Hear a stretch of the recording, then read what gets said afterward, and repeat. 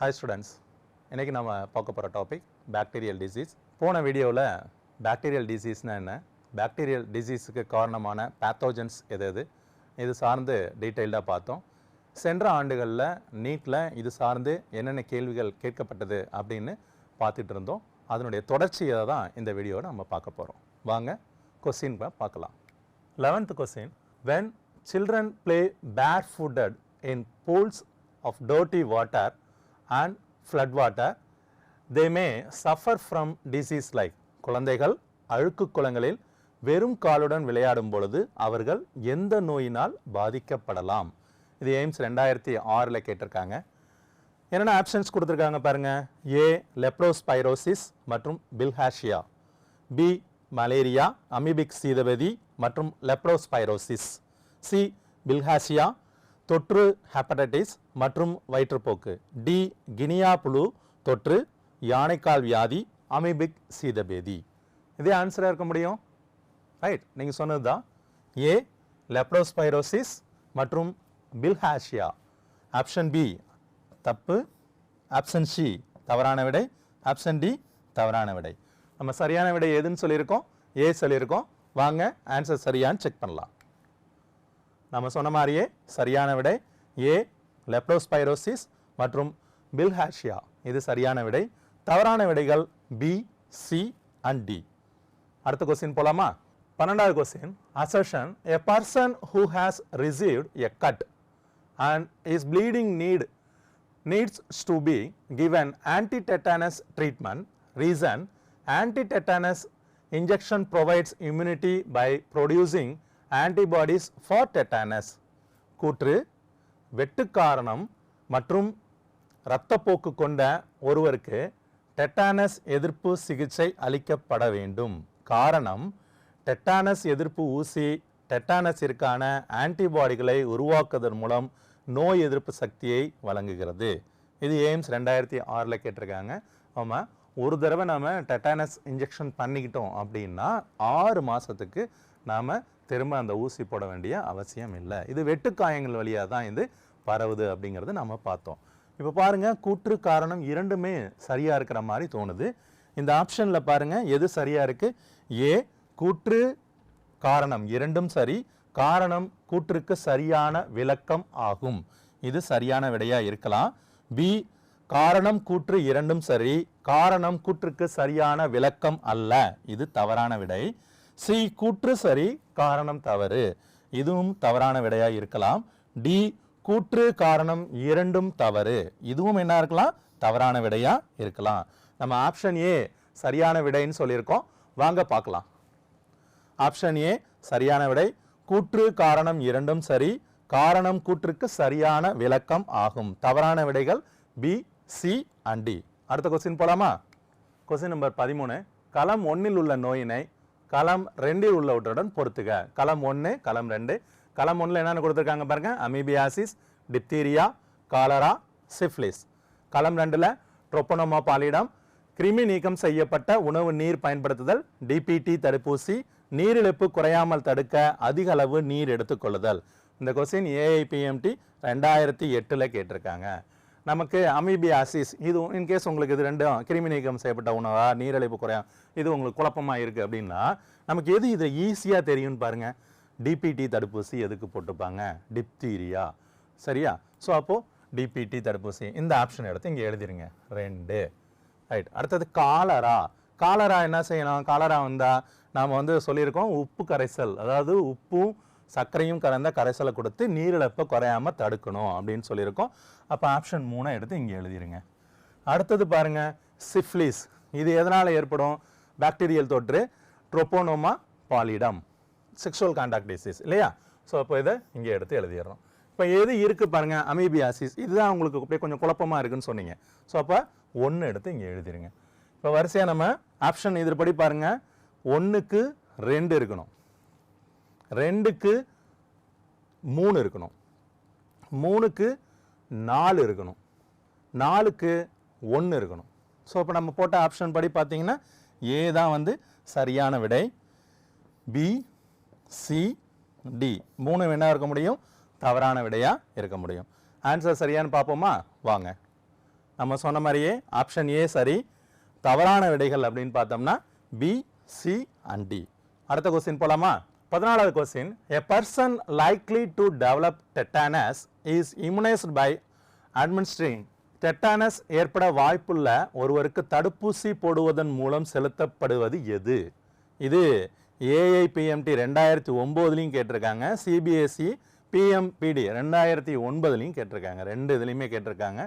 Options என்னென்ன கொடுத்துருக்காங்க பாருங்க. ஏ, முன் தயாரிக்கப்பட்ட ஆன்டிபாடிகள், ப்ரீஃபார்ம்டு ஆன்டிபாடிஸ். பி பாருங்க, அகன்ற கற்றை ஆன்டிபாடிகள், வைட் ஸ்பெக்ட்ரம் ஆன்டிபயோட்டிக்ஸ். சி பாருங்க, பலமற்ற கிருமிகள். எனக்கு என்னமோ இந்த வீக்கண்ட் ஜெர்ம்ஸ் இதுதான் சரியான விடையா தோணுது. டி பாருங்க, இறந்த கிருமிகள், டெட் ஜெர்ம்ஸ். ஏன்னா டெட்டானஸ் ஊசி போடுறப்ப இறந்த கிருமிகளை உடலுக்குள்ளார அனுப்ப மாட்டாங்க. ஸோ இப்போ இது தவறான விடையா இருக்க முடியும். வைட் ஸ்பெக்ட்ரம் ஆன்டிபயோட்டிக்ஸ் என்ன பண்ணியிருக்க முடியாது, அனுப்ப முடியாது. அடுத்தது பார்த்தோம்னா ப்ரீஃபார்ம்டு ஆன்டிபயோட்டிக்ஸ் அப்படின்னு நாம சொல்லுவோம், ஆன்டிபாடிஸ் அப்படின்னு நாம சொல்லுவோம், முன் தயாரிக்கப்பட்ட ஆன்டிபாடிகள்.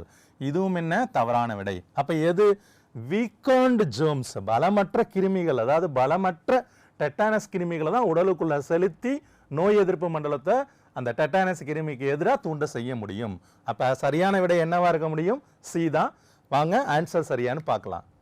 ஆன்சர் சி சரியான விடை, பலமற்ற கிருமிகள், வீக்கண்ட் ஜெர்ம்ஸ்.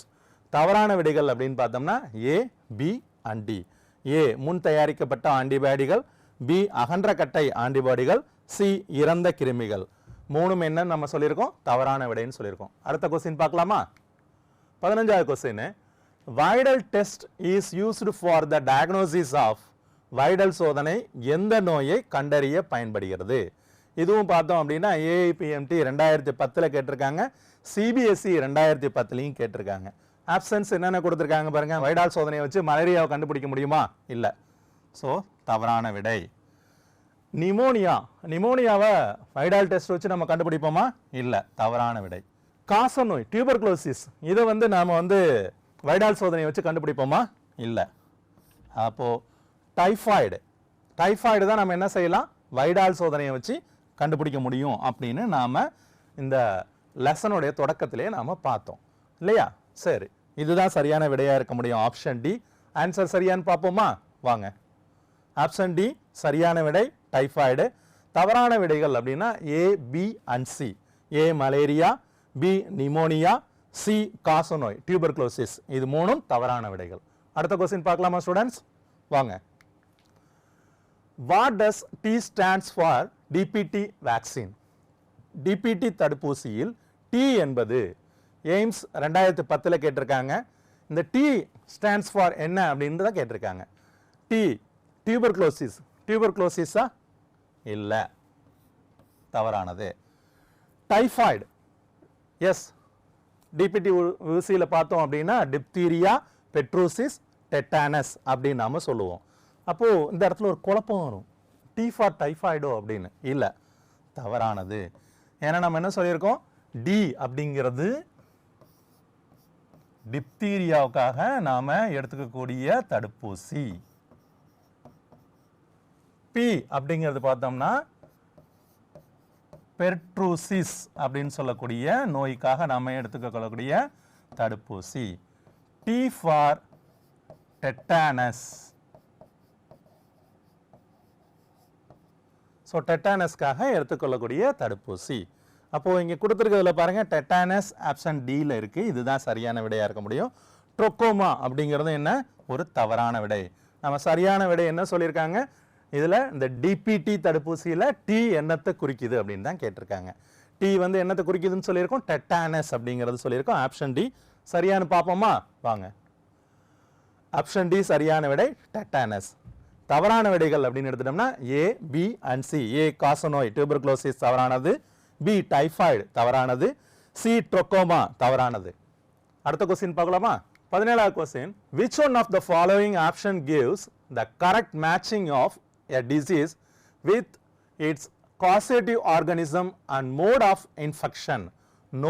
நோய் காரணி தோன்றும் தன்மை அடிப்படையில் சரியான இணையை தேர்ந்தெடு.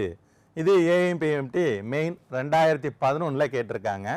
என்ன சொல்லியிருக்காங்க, நோய் காரணி தோன்றும் தன்மையின் அடிப்படையில் சரியான இணை எது அப்படின்னு கேட்டிருக்காங்க. ஃபர்ஸ்ட் பாருங்க, மலேரியா, பிளாஸ்மோடியம் வைவாக்ஸ், ஆண் அனாப்ளஸ் கொசு கடித்தல்.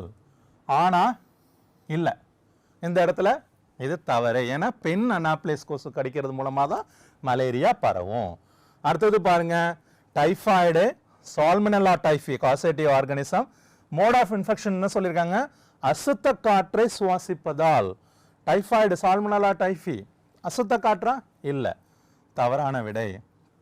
நிமோனியா, ஸ்ட்ரெப்டோகாக்கஸ் நிமோனியே, நீர்த்துளி தொற்று மூலம். இந்த இடத்துல நீங்க என்ன போட்டுக்கங்க, நிமோனியே. சோ நீர்த்துளி தொற்று மூலம் பரவுதல், இதுதான் என்னவா இருக்க முடியும், சரியான விடையா இருக்க முடியும். யானைக்கால் நோய், உச்சரியா பேங்க்ராஃப்டி, அசுத்த நீர் மற்றும் உணவு. இது கியூலக்ஸ் அப்படின்ற கொசு கடியின் மூலமா பரவக்கூடியது. ஸோ அப்போ இதுவும் என்ன, ஒரு தவறான விடையா இருக்க முடியும். நம்ம ஆன்சர் சரின்னு சொல்லியிருக்கிறது எது சொல்லியிருக்கோம், ஆப்ஷன் சி சொல்லியிருக்கோம். அது சரியான விடையான்னு பார்ப்போம் வாங்க. Option C, pneumonia, streptococcus pneumoniae, நீர்த்துளி தொற்று மூலம் பரவுதல். ஸோ இதுதான் சரியான விடை. மற்ற மூன்றும் தவறான விடைகள் A, B and D. A malaria, plasmodium vivax, ஆண் அனாப்ளஸ் கொசுன்னு கொடுத்துருக்காங்க, பெண்ணுன்னு கொடுத்துருந்தா சரியான விடை. டைஃபாய்டு அப்படின்னு பார்த்தோம்னா சால்மனெல்லா டைஃபி, அசுத்த காற்றுன்னு சொல்லியிருக்காங்க. இது கண்டாமினேட்டட் ஃபுட் அண்ட் வாட்டர் மூலமா பரவக்கூடியது. யானைக்கால் நோய், உச்சரியா பேங்க்ராஃப்டி அப்படின்னு சொல்லக்கூடியது, அசுத்த நீர் உணவுன்னு கொடுத்துருக்காங்க. இது கியூலக்ஸ் அப்படின்ற கொசு கடிக்கிறது மூலமா பரவக்கூடிய ஒரு நோய். அடுத்த கொஸ்டின் பார்க்கலாமா? 18வது question, which of the following sets of diseases is caused by bacteria? கீழ்கண்ட இணையில் எவை பாக்டீரியாவால் உருவாகும் நோய்கள்? சிபிஎஸ்இ 2016. ஏ காலரா மற்றும் டெட்டானஸ், இது ரெண்டுமே என்ன, பாக்டீரியல் டிசீஸ். ஏன்னா காலரா விப்ரியோ காலரினால வரக்கூடியது அப்படிங்கிறது உங்க எல்லாருக்குமே தெரியும். அடுத்தது டைஃபாய்டு மற்றும் சின்னம்மை, இது ஒரு வைரஸ் நோய். இது ரெண்டும் என்ன, இதுல இது பாக்டீரியா நோய், இது வைரஸ் நோய். அங்க ரெண்டுமே என்ன, பாக்டீரியல் டிசீஸ். இப்ப இது தவறான விடை. சி பாருங்க, டெட்டானஸ் மற்றும் புட்டாளம்மை, மம்ஸ், இதுவும் என்ன, வைரல் டிசீஸ். அப்ப இதுவும் என்ன, ஒரு தவறான விடை. அக்கி மற்றும் இன்ஃப்ளூயன்சா, இதுவும் என்ன, ஒரு தவறான விடை. சரியான விடை எது சொல்லியிருக்கோம், ஏ சொல்லியிருக்கோம், காலரா மற்றும் டெட்டானஸ் அப்படின்னு சொல்லிட்டு. ஆன்சர் சரியான்னு செக் பண்ணுவோம் வாங்க. ஏ காலரா மற்றும் டெட்டானஸ் சரியான விடை. தவறான விடைகள் அப்படின்னு எடுத்துட்டோம்னா B, C and D. B typhoid மற்றும் சின்னம்மை தவறான விடை. சி டெட்டானஸ் மற்றும் புட்டாளம்மை தவறான விடை. டி அக்கி மற்றும் இன்ஃப்ளூயன்சா தவறான விடை. அடுத்த கொஸ்டின் போலாமா? 19வது question, identify the correct pair of representing the causative agent of typhoid fever and the confirmatory test for typhoid. கொடுக்கப்பட்டுள்ளவற்றில் டைஃபாய்டு காய்ச்சலுக்கான காரணி மற்றும் அதனை உறுதிப்படுத்தும் சோதனையின் சரியான இணை எது என்பதை கண்டறியவும். இது நீட் 2019 கேட்டிருக்காங்க. இதில் பாருங்க, ஃபர்ஸ்ட் சால்மனெல்லா டைஃபி வைடால் சோதனை.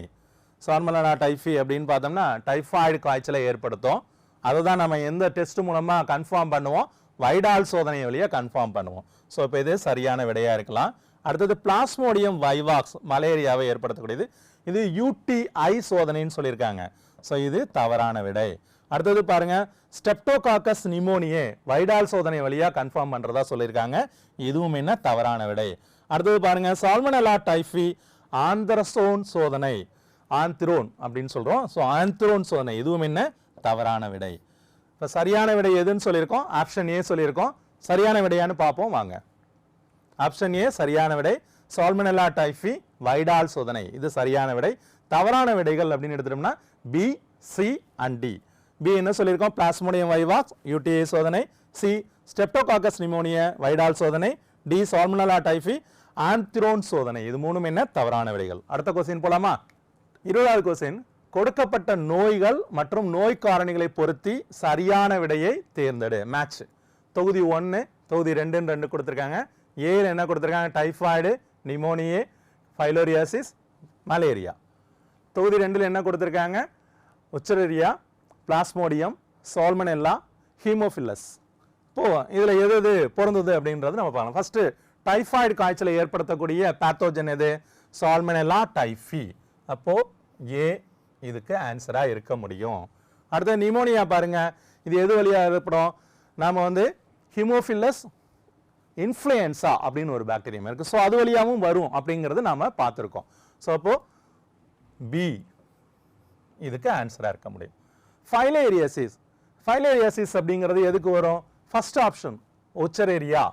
ஸோ இதுக்கு இது ஆன்சரா இருக்க முடியும். லாஸ்டா மலேரியா, பிளாஸ்மோடியம் வைவாக்ஸ், அதுதான் அதோடைய பேத்தோஜன். ஸோ அப்போ இதுக்கு ஆன்சரா அமையும். இந்த ஆப்ஷன்ஸ் எதில் இருக்கு பாருங்க. ஃபர்ஸ்ட் என்ன சொல்லியிருக்கோம்? ஏக்கு என்ன சொல்லியிருக்கோம்? 3 சொல்லியிருக்கோம். ஏக்கு 3 இங்க பாருங்க, இங்க பி. பிக்கு என்ன சொல்லியிருக்கோம்? 4 சொல்லியிருக்கோம். சிக்கு என்ன சொல்லியிருக்கோம்? 1 சொல்லியிருக்கோம். டிக்கு என்ன சொல்லியிருக்கோம்? 2 சொல்லியிருக்கோம். ஸோ அப்போ பி தான் என்ன சொல்லியிருக்கோம்? சரியான விடை அப்படின்னு சொல்லியிருக்கோம். ஏ, சி அண்ட் டி 3ம் என்ன? தவறான விடைகள். ஸோ ஆப்ஷன் ஜி சரின்னு சொல்லியிருக்கோம். ஆப்ஷன் பி சரியானு செக் பண்ணுவோம் வாங்க. ஆப்ஷன் பி சரியான விடை. தவறான விடைகள் அப்படின்னு எடுத்துட்டோம்னா ஏ, சி அண்ட் டி. ஸ்டூடெண்ட்ஸ், இன்னைக்கு நாம பாக்டீரியல் டிசீஸ்லேருந்து சென்ற ஆண்டுகளில் நீட்டில் கேட்கப்பட்ட கேள்விகள் பற்றி விரிவாக பார்த்தோம். மீண்டும் ஒரு அடுத்த வீடியோவில் சந்திக்கிறோம். நன்றி, வணக்கம்.